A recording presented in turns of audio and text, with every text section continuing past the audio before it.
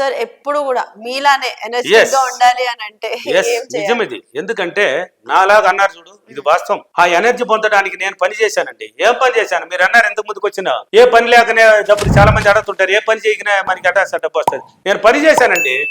ఆ డబ్బు పని చేశాను, నా మైండ్ పని చేశాను. నేను పని చేసింది కదా, నిద్ర లేచింది కూడా పనే కదా, కూర్చున్నది పనే కదా, నేను ధ్యానం చేసింది పనే కదా, మిర్రర్ వర్క్ చేసింది పనే కదా.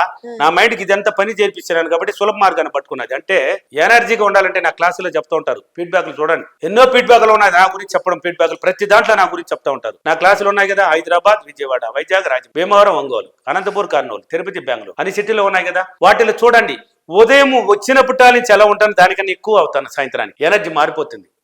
దీనికి కారణం ఏంటంటే నేనే. దీనికి కారణం నేనే. దీంట్లో ఎవరు మధ్య వ్యక్తులు లేరు. అంటే నవ్వడం చాలా ఇంపార్టెంట్.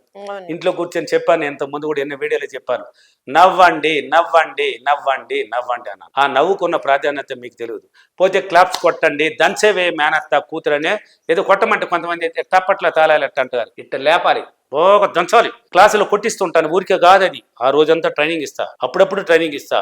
ఇంట్లో పోయి కొట్టుకోరా నీవు అనేసి. అణువులు కణాలు ప్రతిదీ నిద్రపోతున్నాయి, మన బాడీలో ప్రతిదీ నిద్రలో ఉన్నాయి. ప్రతి దాన్ని తట్టి నువ్వే లేపుకోవాలి. నీకెవరు వచ్చి తట్టి లేపరు. ఆ అమ్మ చిన్న బిడ్డలో ఉన్నప్పుడు నాయన అన్నది నాయన అని బిడ్డ కదా, వాడికి తెలియదు కదా, నువ్వు నోట్లో పెడతాది. నువ్వు పెద్దోడు అయిన తర్వాత ఇంకో కూడా వచ్చి నోట్లో పెడతాది. నువ్వు పెట్టాలి అమ్మకి మళ్ళీ బిడ్డతనం అంటే ముసలోళ్ళు అయితే ఏంటే మళ్ళీ బిడ్డ చిన్న వయసులో ఉన్న తనాన్ని పొందుతారు వాళ్ళు ముసలోళ్ళంతా. అప్పుడు వాళ్ళని తిట్టకూడదు, ముసలోళ్ళని కూడా బిడ్డలాగానే చూడాలి వాళ్ళని. అమ్మ నాన్నని తిట్టినవాడు దరిద్రుడు అవుతాడు. అమ్మ వాళ్ళని చూసినాడు అంతే. తమిళ్లో ఒక పాట రాశాడు, అమ్మ అన్న సుమ్మా ఇల్లడా అమ్మాళ్ళ నెనసమే అంటే తమిళ్లో ఒక పాట అనమంటే. తల్లిదండ్రులనే ఎవడైతే గుర్తిస్తాడో వాడు ఉత్తముడు అనమాట, అన్ని ఉన్నవాడు లెక్క. వాళ్ళని ఎవడైతే మర్చిపోతాడో వాడు చనిపోయిన వాడితో సమానం అనమాట.